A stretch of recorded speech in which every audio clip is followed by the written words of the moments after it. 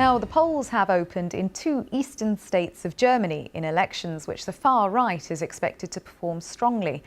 Thousands of demonstrators took part in rallies in Saxony and Thuringia on Saturday. The anti-immigrant Alternative for Germany party, or AfD, is expected to do well in the election. In the city of Erfurt, protesters denounced the AfD as fascists. Police say around 2,000 people attended anti-far-right rallies in Dresden. At an AfD rally, one of the party leaders told supporters that Germany needed controlled borders and the expulsion of illegal immigrants. It's thought the party could emerge as the largest in Thuringia. The vote? Our Europe correspondent Jess Parker has more. These are regional, not national elections. Nevertheless, they could be seismic. Here in Thuringia, the far-right Alternative for Deutschland has been leading the polls and running a close second in neighbouring Saxony. However, because many view the party as extremist, something they reject, they may struggle to find coalition partners in order to actually take power. The man who heads up the AfD here in Thuringia is a highly controversial figure called Bjorn Höcke. He's a talisman of the party's hard right and has twice been fined this year for knowingly using a Nazi slogan, something he denied.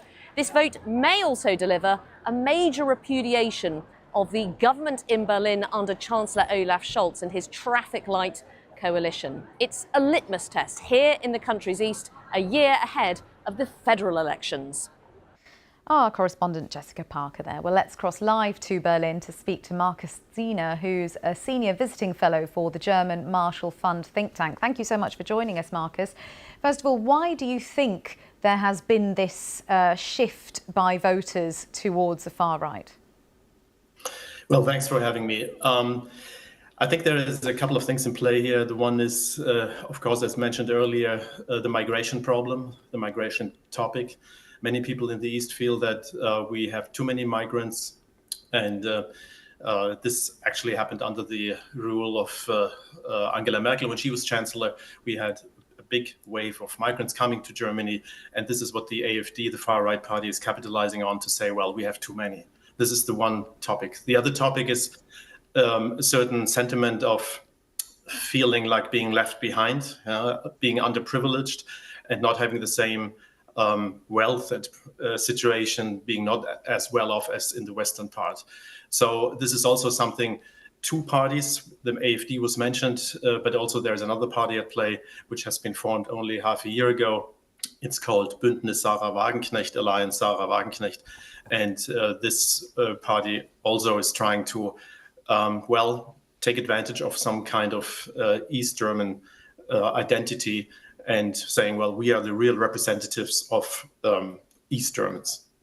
And Markus, while we're speaking, viewers are seeing live images from a polling booth in Thuringia, or Thüringen, if you fancy the German, more German pronunciation. But what do you think Olaf Scholz's party has failed to do in order to capture these voters? Or do you think these are voters who would express their vote as a protest either way, regardless of what Mr. Scholz's party could do? I think the latter is true, that no matter what Olaf Scholz is doing, it's not going to give him some more credit. I mean, as mentioned earlier, I mean, it's the one thing is migration. The other thing, which I didn't mention, was Russia and some kind of, certain sympathy for the Russians, which is interesting here because East Germany suffered under the oppression by the Soviet Union for so many decades. However, this is something probably in the West, we see that as a fact. However, many people in the eastern part of Germany, they don't see that like they have been living under a dictatorship. At least they don't think they were so badly off when they lived at that time.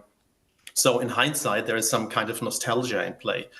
Now, what does this have to do with the regional elections?